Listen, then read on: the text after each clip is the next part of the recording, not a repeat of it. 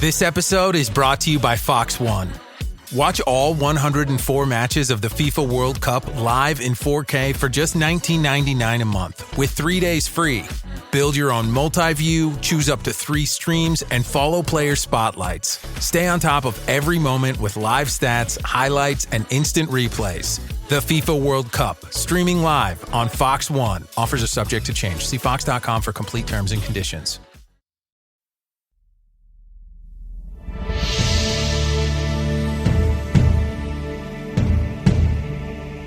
This is the History of the World podcast with me, Chris Hasler. And you're listening to Volume 3, The Classical World.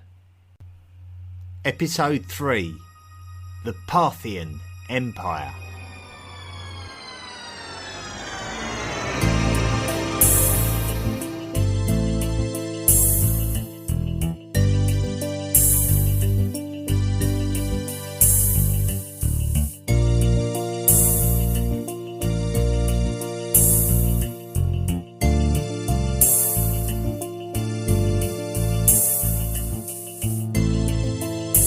At the end of last week's episode, we told the desperate story of how Darius III lost control of his Achaemenid Persian Empire.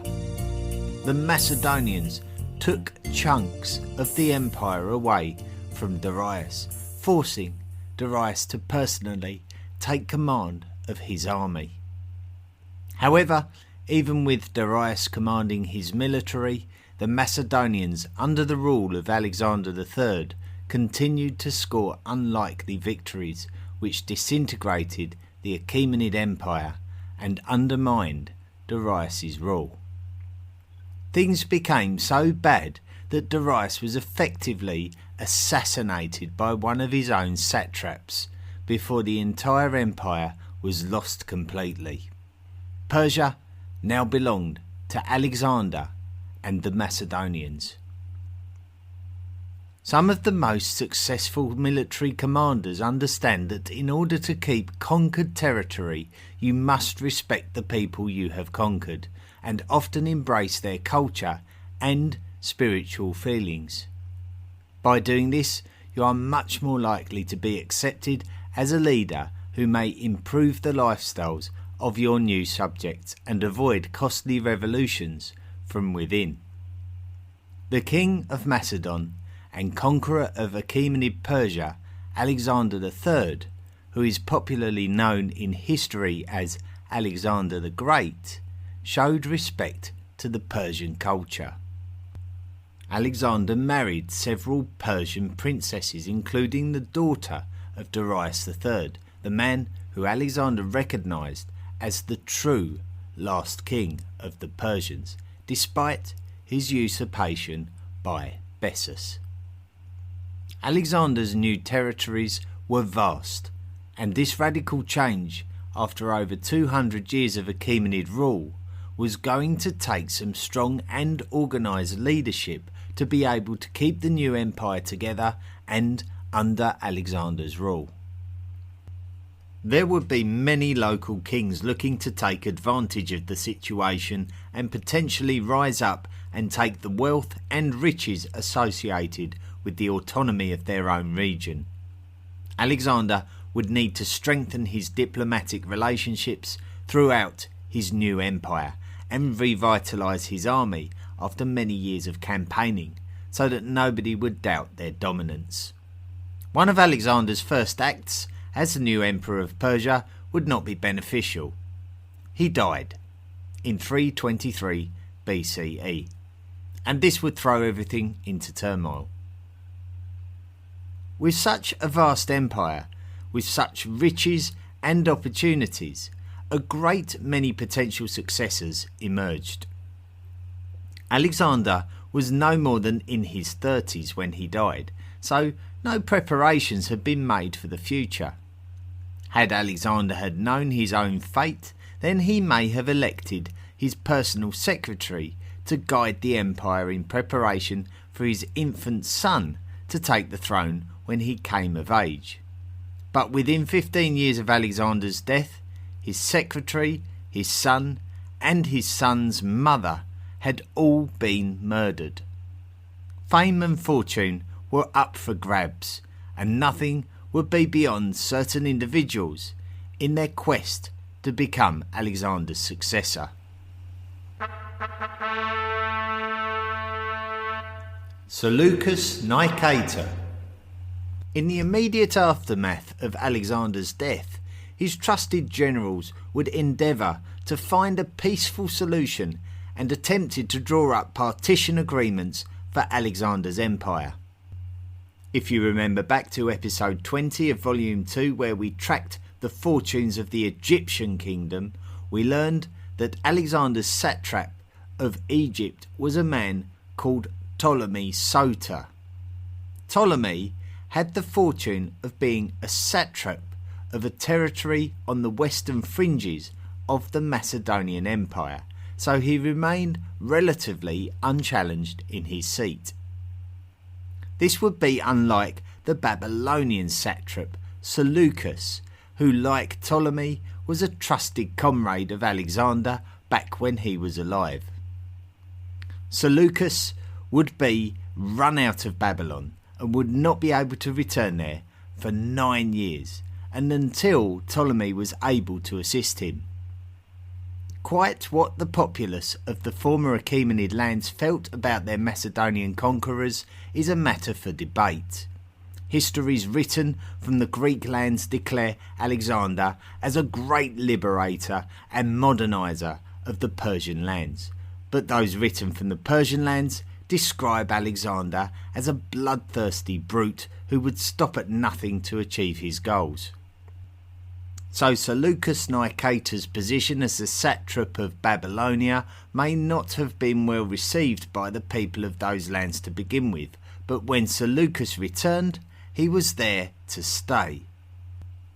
The man who ran Seleucus out of Babylonia was Antigonus, another of Alexander's generals attempting to assert his claim to the riches of Alexander's fallen Macedonian Empire. Upon Seleucus's return to Babylon, he would have to defend it against the aggressions of Antigonus, but he would do this successfully. Antigonus would be forced out of the lands to the east of Babylon, and Seleucus would absorb them into his own empire, the Seleucid Empire. The days of Alexander's Macedonian Empire were over. The Diadochi, who were the generals that inherited Alexander's empire, would come into conflict with each other over the balance of power throughout Alexander's lands. After Antigonus was defeated by Seleucus and others at the Battle of Ipsus in 301 BCE, Seleucus would sweep up some more lands into his own empire. The Seleucid Empire would now stretch from eastern Anatolia right the way across Mesopotamia and the Iranian plateau.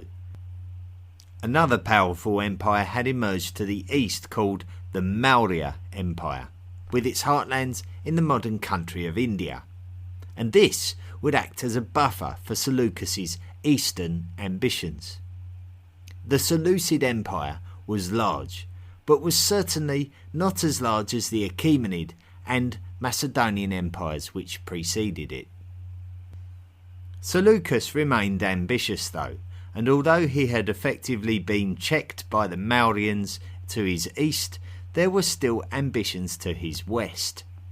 The Egyptian kingdom was now firmly established by Seleucus's former ally Ptolemy Soter as the Ptolemaic kingdom, so Seleucus would turn his ambitions back to the lands of his origin on the other side of the Bosporus and Hellespont, namely Thrace and Macedon.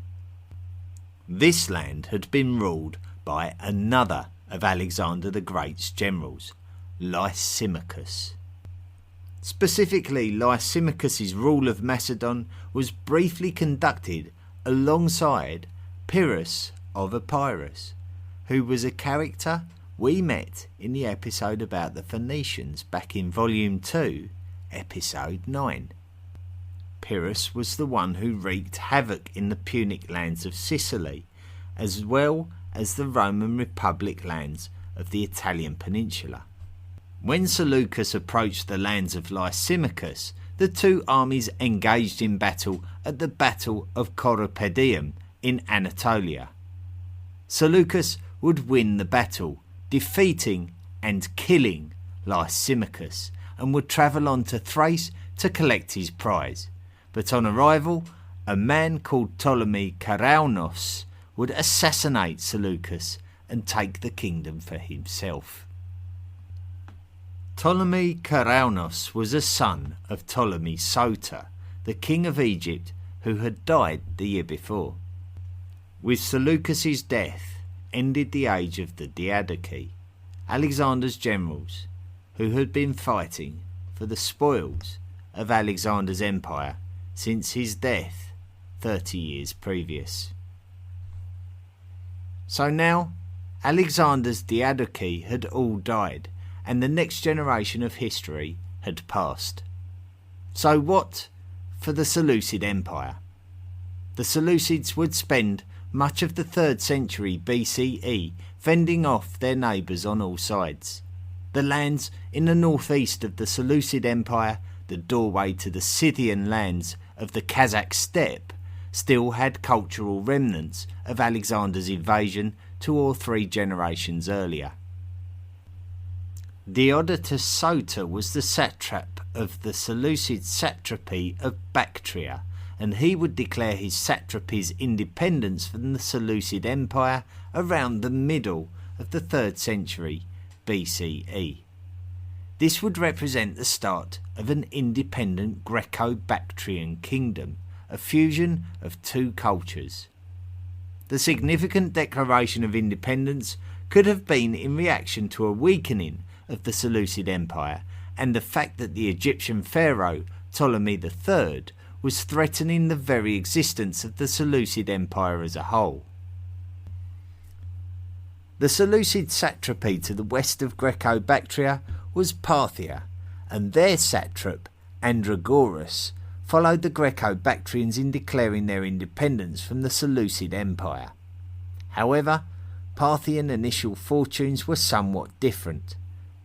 A local leader called Arsakis led his people called the Parni against Andragoras and overthrew him and his regime, taking the former Seleucid satrap of Parthia for themselves.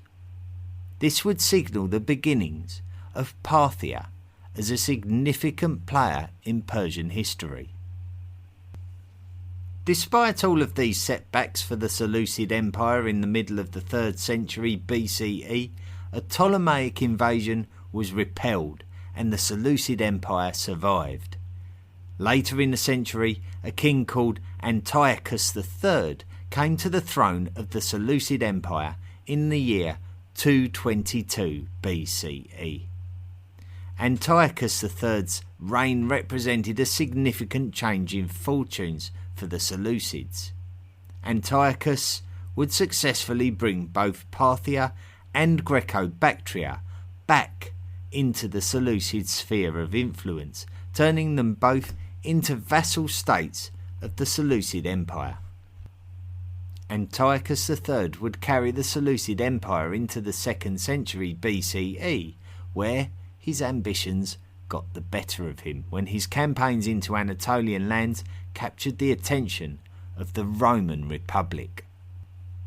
Antiochus would spend his final years bickering with the Romans over lands either side of the Bosporus and Hellespont, and Armenia, Parthia and Greco-Bactria would take control of their own affairs once again, away from the influence of the Seleucids. So although the Seleucids experienced a period of success under Antiochus III, this would not last. The fall of the Mauryan Empire to the east of Greco-Bactria allowed the Greco-Bactrians to capitalise on the power vacuum on the eastern side of the Khyber Pass, where an Indo-Greek kingdom was established. Seleucid decline. Way back in episode 7 of volume 2, where we focused on the Assyrian Empire, we introduced the Assyrian Emperor Tukulti-Ninurta I, who is attributed as the first ruler to title himself as the King of Kings. The title became a geographical tradition, with various Median and Achaemenid rulers also stylising themselves in the same manner. Now, we're going to introduce the man who would be the new King of Kings, and he would be a Parthian king called Mithridates. With the emergence of the Han dynasty in the lands of China, trade links between Eurasian lands in the west and Chinese lands in the far east meant that the world was modernising. The Parthians would be in a great position to influence this trade route, being closer to China than the Seleucids. Mithridates I would be the canny ruler who would exploit this opportunity to add wealth to the Parthian kingdom. The Parthians would extend their influence westwards by taking control of the Median city of Ecbatana and securing a link to the Strait of Hormuz from the Caspian Sea. This meant that there was absolutely no trade route eastwards for the Seleucids. Mithridates would build the foundations of an empire that would rival the Seleucids in size by the end of his lifetime. Towards the end of Mithridates' lifetime, he would successfully conquer the city of Babylon, and the Seleucids would try to retake this after his death. However, such was the pressure being imposed on the Seleucids by the Romans in the west that the Seleucids could not depose the Parthians, and now the Parthian Empire was well and truly the replacement of the Seleucid Empire. Towards the end of the 2nd century BCE, the Seleucids had been restricted to the lands of the Levant and a small area in the south of Anatolia. Their area of influence was a mere fraction of the extensive lands under their control just 100 years previous, when Parthia was a small satrapy being engulfed and subjugated by the mighty Seleucid Empire. Mithridates II came to the Parthian throne in the year 124 BCE. Mithridates II would steady the Parthian Empire, which was a little bit unstable after the death of Mithridates I, with a couple of short-lived monarchs. The Seleucids really had no ability to establish a foothold in their region and fight for their former lands. More and more territories were establishing independence from the Seleucids, recognising that their fortunes were heading in the wrong direction under Seleucid rule. It would actually be the Armenians that would subjugate the Seleucids under their king Tigranes II. What the Armenians had done under Tigranes II is establish an area of influence stretching from the Caspian Sea to the Mediterranean Sea, which may have been necessary considering how powerful the Roman Republic had become with their influence over territories in Anatolia and also over the Ptolemaic kingdom of Egypt. The Parthians would have certainly had a close eye on the latest political positions of both the Armenians and the Romans, and would have known the importance of being ready for potential conflicts on their western border. As Roman influence expanded throughout Anatolian lands, they would inevitably come into conflict with the Armenians. This would culminate in the Battle of Tigranokerta in 69 BCE, where the Roman Republic dealt the Armenians an unlikely defeat which would drive the Armenians out of what remained of Seleucid lands and under the influence of the Romans. Rome would soon get bored with the Seleucid project, with there being no stability in the propped-up, re-established kingdom, and by 63 BCE the Romans had simply absorbed Seleucid lands into their empire. The Seleucids were now a part of history. And the Romans had also subjugated the Armenians, which brought them to the borders of the Parthian Empire.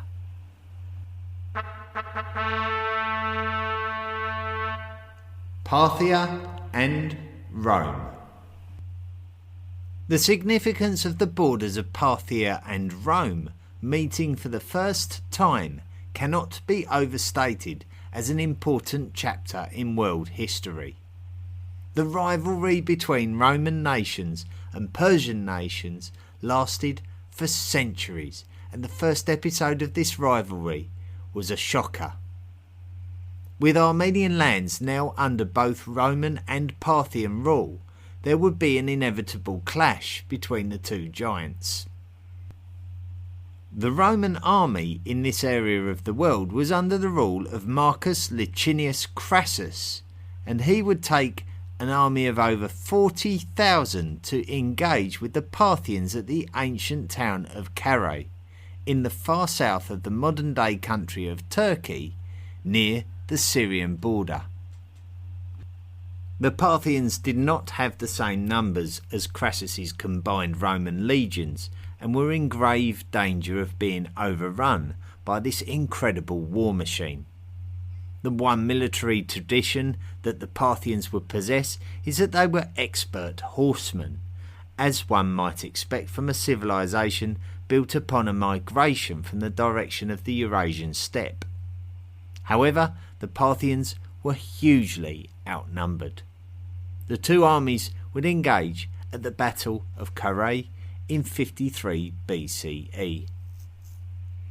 For the Romans, the skilled horseback offensive that they faced was like nothing they'd ever faced before. The Parthians would use a strike and run tactic, riding towards the Roman infantry and showering them with arrows. This approach would be so effective, with many Roman soldiers being fatally wounded, leading to a state of panic and retreat for the Roman legions.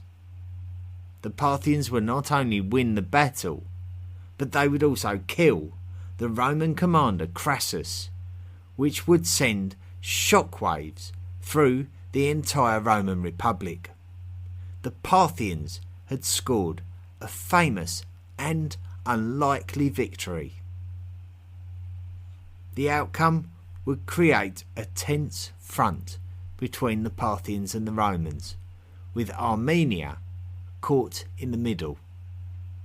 The Romans would continue to try to build the strength of their republic, expanding and subjugating lands on and around their fringes. So it was only a matter of time before they came back to the Parthians for another go. The Parthian king Orodes II would this time be present at the battle when the Romans returned under the command of Mark Antony. The two sides would be locked in a state of war with each other for a number of years. Initially, the first conflict in the year 40 BCE resulted in a stalemate, but the war would continue after Orodes II was assassinated by his own son, Phraates IV, who was determined to be the Parthian king. Phraates IV was a ruthless king, and he would kill many of his own family members in order to secure his own position as the king of the Parthians. This would give Phraates an unpopular reputation with the Parthians, who even tried to organise a usurpation to get him off the Parthian throne. However, one thing that the reign of Phraates IV would see is the creation of a peace treaty with the Romans, where the Parthians would grant the Romans the ability to annex Armenia.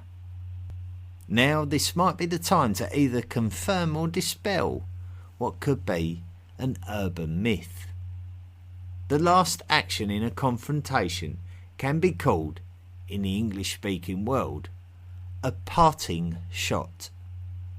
And this could make sense due to the fact that it is an offensive gesture by a departing individual. However, some linguistic experts believe that the origin of this term comes from a phrase coined since over 150 years ago, a Parthian shot. The Parthian shot refers to the war tactic of the Parthians, where they would feign retreat, drawing the enemy into a complacent pursuit, whereby the Parthians would turn and strike at the favourably fragmented front line. Although this is a wonderful factoid, there is evidence of both phrases being in use simultaneously in history, so we cannot say for sure whether the phrase parting shot derives from the phrase Parthian shot, although it is not impossible. The next chapter in this fascinating exchange between Parthia and Rome follows the Reformation of Rome. In the year 27 BCE, the Roman Republic was replaced by the Roman Empire, under its first emperor, Augustus, previously known as Gaius Octavius. Augustus's attitude towards Parthia was one of diplomacy, and this makes sense because each time the mighty Roman army had attacked the Parthians, they came up short due to their inability to outwit their enemy. So the Romans and the Parthians would agree not to waste any more precious military resources on these clashes with each other. Armenia would remain a vassal state of the Roman Empire during this period.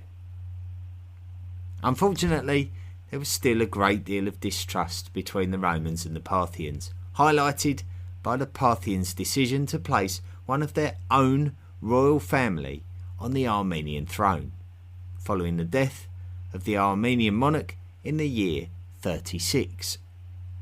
The Romans would still claim suzerain authority over Armenia regardless of this. The two superpowers both clearly wanted to avoid conflict, but both clearly wanted to have influence over Armenia, so it had to be only a matter of time before tensions would rise again. Two vital events would occur in the 50s. Firstly, the Parthians would successfully put Tiridates I on the Armenian throne, meaning that the Parthian Arsacid dynasty was now the royal family of Armenia. The Arsacids had ruled Parthia since the 3rd century BCE. Secondly, the somewhat eccentric Emperor Nero would take control of the Roman Empire in the year 54. Nero would aggressively depose the Arsacid king of Armenia and install his own man instead. The Parthians would not tolerate this action and engaged the Romans in military conflict at the Battle of Randeia, where they would hand the Romans an embarrassing defeat.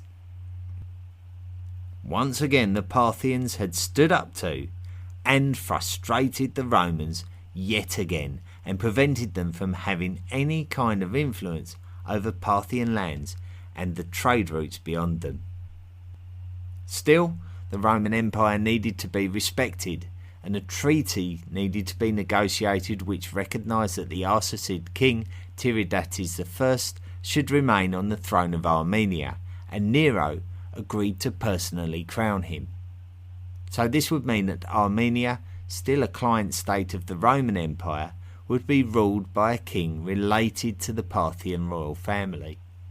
Many Romans would see this as a loss for the Romanians and a loss of Armenia, even though it legally wasn't. With all of this drama on the Parthian Empire's western front, the emergence of a new entity on the eastern borders of Parthia almost went unnoticed. In the former lands of the Greco-Bactrians, just east of the lands of Parthian origin, a nomadic group who the Chinese appeared to have a good knowledge of settled these lands among the descendants of the Greco-Bactrians, symbolising the emergence of the Kushan culture, which are totally unrelated to the Kushites of Africa, just for the record. So the status of Parthia being flanked by the Romans in the west and the Kushans in the east, and having a branch of their own royal family on the Armenian throne, would persist for the remainder of the 1st century. The 2nd century. Back on the Western Front, and generally speaking, the Parthians had managed to keep Parthian Seleucids as the royal family of Armenia. As long as the Romans felt that they had some authority over Armenia, they tended to leave things as they were. The Parthians really didn't need to feel in control of Armenia, but the fact that their own royal dynasty was the same royal dynasty on the throne of Armenia meant that there was less likelihood of competition for the Parthian Empire's throne. So the political situation was not a bad one for either side. The capital city of Parthian Persian Empire was in Mesopotamia, on the banks of the Tigris River. Its name is Ctesiphon, although you may hear it also called Ctesiphon by those who pronounce the otherwise silent C at the beginning of its name. Ctesiphon was built in very close proximity to the Seleucid capital city of Seleucia. The Emperor of Rome going into the 110s was Trajan, who by this time was in his late 50s. Trajan decided that he was less than satisfied with the political situation of Armenia, believing that the Parthians had far too much influence over the kingdom than Trajan was comfortable with. So Trajan decided that it was time to react and started plotting to take military action. Trajan's approach would be far more considered than that of his predecessors, who had been outwitted by their Parthian opposite numbers. Trajan's first action was to take control of Armenia, and he had managed to succeed in this act in around the year 114. However, Trajan knew that he had to deal the Parthians a punishing blow to ensure that when the Romans returned to Rome, that the Parthians would not be so quick to re-establish a political upper hand in the Armenian region of the Middle East. So therefore Trajan navigated the Tigris River, and by the year 116 was taking the land of the Parthian Empire, and not just the borderlands.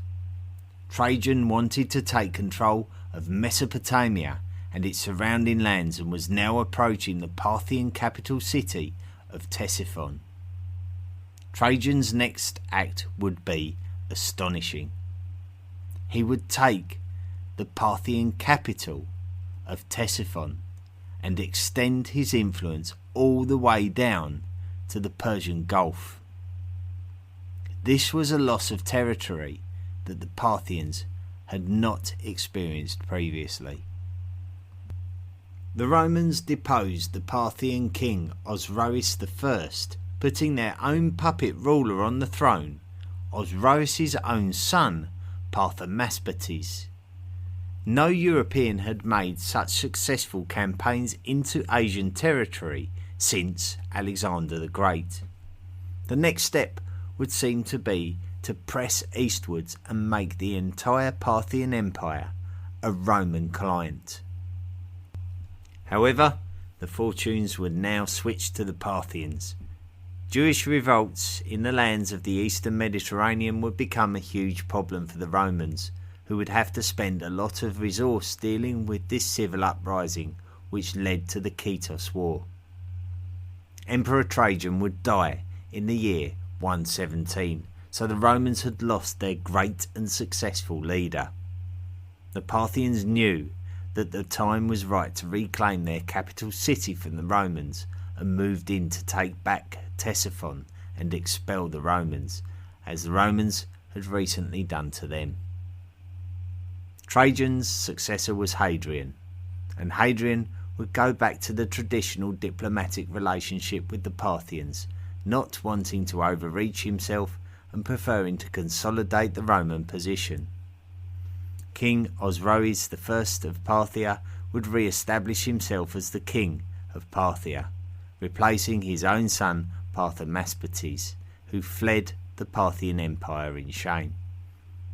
Ultimately, the situation would return to how it was before Trajan's Parthian campaign, but for the fact that Armenia was now under Roman influence and the Parthians had been proved to be vulnerable in their own homelands for the first time.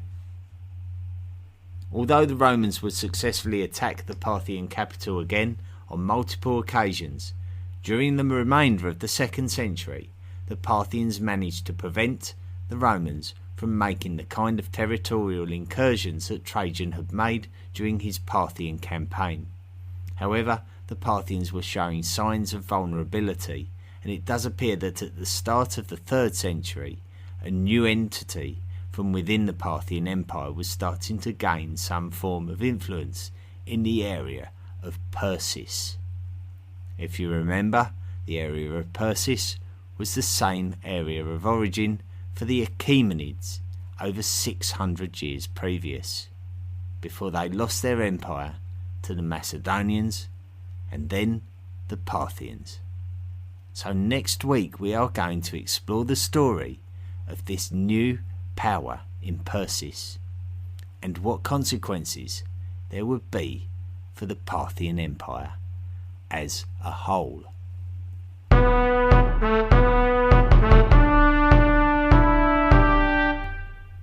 Well, there you go. What a long episode that was, and full of information. Oh, goodness me. We were introduced to much in the way of the Roman Empire and the Roman Republic before that. And it's a fascinating period. The conflict between the Romans and the Persians. And indeed, if you go back further still, when you look at Alexander the Great, it seemed like there were two great entities either side of that Hellespont-Bosporus position, where you had Europeans on one side, heavily influential Europeans, and then heavily influential Iranians on the other side. And it lasted for centuries and centuries, and it's a fascinating chapter in history. So I'm glad that I've been able to bring a large portion of that to you this week. Next week we'll continue the story. We'll go onwards and continue the chronological story into the next phase. So you've got that to look forward to. It's the last chronological episode on the Persians, and then we're going to explore a bit about Persian religion after that. So we've still got plenty to come in relation to the Persian empires. One of my biggest struggles this week was learning how to pronounce everything, and I bet you anything that I haven't got it right. So, but then again, I think I can't win, because in certain cases I find that things are pronounced in multiple different ways, depending on where you go in the world, and depending on what the individual's personal preference is. So I can't win, so I'm just going to end up taking all of the rotten fruit that's going to be thrown at me for getting pronunciations wrong, and just suck it up, I think. Now, if you want to support the podcast, of course you can do that. Just go straight over to the History of the World podcast website, which is historyoftheworldpodcast.com, and head to the Patreon link, where you can make a monthly contribution for as little as $1 a month. There are rewards. I'm not going to go through them all here, but you can read all about them at the Patreon pages. And I'm not sure if I welcomed Pamela Witherspoon to the History of the World podcast Illuminati last week. So if I didn't, I'm welcoming you now, Pamela. Thank you very much for becoming a part of the History of the World podcast Illuminati. And if you want to join the History of the World podcast Illuminati, all you need to do is sign up and make a financial contribution. If you can't stretch to that, then please do rate and review the podcast wherever you find us. Now, I think it's been a while since I've read out Facebook recommendations, so I'm going to read a few of them out. And forgive me if I've read any of these before, but I do like to try and recognise anyone that pays me a kindness. So here they are. Ian Kirkpatrick has recommended History of the World podcast on Facebook. Has put fantastic, insightful, and Chris makes it also approachable.